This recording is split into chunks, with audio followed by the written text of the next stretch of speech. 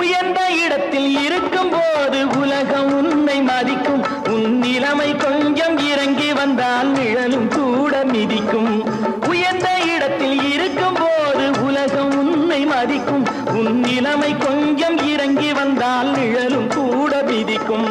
மதியாதார் தலைவாசல் மிதிக்காதே என்று மானமுள்ள மனிதனுக்கு அவ்வை சொன்னது. அது அவ்வை சொன்னது, அதில் அர்த்தம் உள்ளது.